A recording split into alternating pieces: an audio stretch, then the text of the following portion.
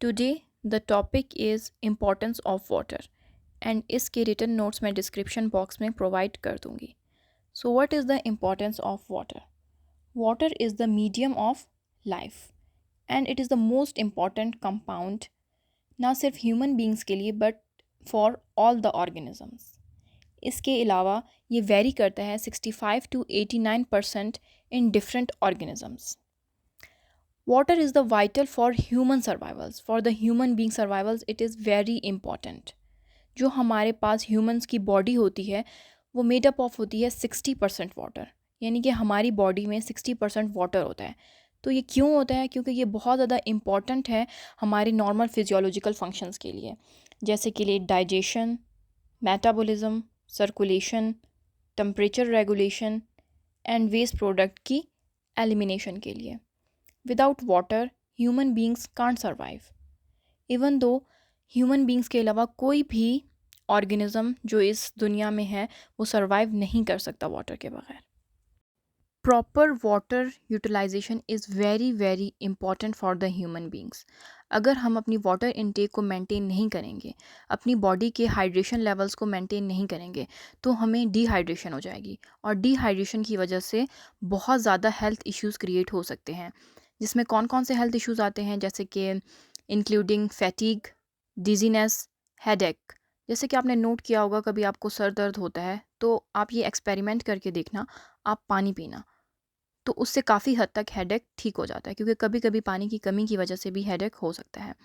And even पानी की कमी की वजह से लाइफ थ्रेटनिंग कंडीशंस भी होते हैं, जैसे कि heat stroke. Important properties of water. First of all, solvent properties. जितने भी केमिकल रिएक्शन हमारे बॉडी के सेल्स में होते हैं वो एक्वस मीडिया में होते हैं, और एक्वस मीडिया के लिए ऑब्वियसली वाटर रिक्वायर्ड होता है. वाटर को हम यूनिवर्सल सॉल्वेंट भी कहते हैं, क्योंकि इसके पास एबिलिटी होती है कि ये वाइड रेंज ऑफ सब्सटेंसेस को अपने अंदर डिज़ोल्व कर सकता है. और वाटर का होता है पोलर नेचर. तो ये पोलर नेचर कैसे होता है? क्योंकि वाटर में क्या होता है, ऑक्सीजन होता है एंड हाइड्रोजन होता है. ऑक्सीजन पे स्लाइटली नेगेटिव चार्ज होता है एंड हाइड्रोजन पे स्लाइटली पॉजिटिव चार्ज होता है. तो इस तरह से water molecule slightly polar nature का होता है, और इसी पोलर नेचर की वजह से ये अलाउ करता है वाटर को कि वो डिज़ोल्व करे a wide variety of substances, जैसे कि salts, sugars, acids and many biological molecules, जैसे कि proteins and nucleic acid. Water की बहुत ज़्यादा हाई डिज़ोल्विंग कैपेसिटी होती है.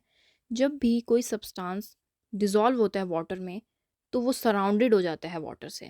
वाटर के मॉलिक्यूल्स उसको सराउंड कर लेते हैं एक प्रोसेस से, जिस प्रोसेस को हम हाइड्रेशन कहते हैं.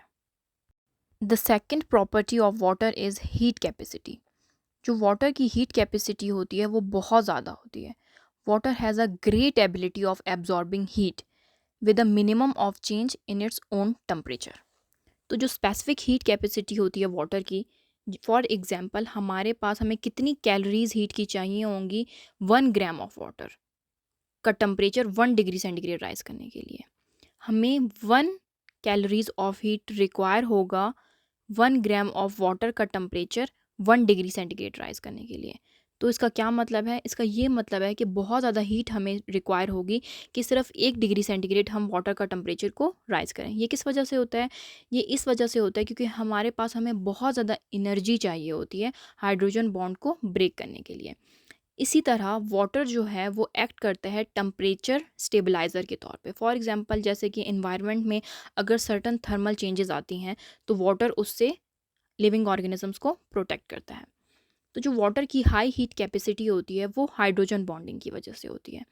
हाइड्रोजन बॉन्ड्स जो होते हैं वो रिलेटिवली स्ट्रॉन्ग इंटरमालिक्यूलर फोर्सेस होती हैं, जो कि किस तरह से बनती हैं? पॉजिटिवली चार्ज हाइड्रोजन एटम होता है एक वाटर मालिक्यूल का, और नेगेटिवली चार्ज ऑक्सीजन एटम होता है अदर वाटर मालिक्यूल का. इसी तरह से हमारे पास स्ट्रॉन्ग इंटरमालिक्यूलर फोर्सेस बन जाती हैं. तो ये जो हाइड्रोजन बॉन्ड्स होते हैं इनको बहुत ज़्यादा एनर्जी चाहिए होती है ब्रेकअप के लिए, इनके ब्रेकेज के लिए, जिस वजह से ये लीड करते हैं इनकी higher heat capacity as compared to the other substances जिनकी वीक इंटरमालिक्यूलर फोर्सेस होती हैं. The third is heat of vaporization. Water को बहुत ज़्यादा हीट रिक्वायर होती है वो बहुत ज़्यादा हीट को एब्जॉर्ब करता है और उसके बाद वो अपना स्टेट चेंज करता है, जैसे कि लिक्विड स्टेट से गैसियस स्टेट में जाता है। फॉर एग्जांपल, ये कूलिंग इफेक्ट प्रोवाइड करता है प्लांट्स को एंड एनिमल्स को जब ये वेपोराइज होता है। तो जो वाटर की हायर हीट ऑफ वेपोराइजेशन होती है, ये बहुत ज़्यादा इंपॉर्टेंट इसकी एप्लीकेशंस होती हैं। जैसे कि one of the most important significant role इसका होता है कूलिंग का।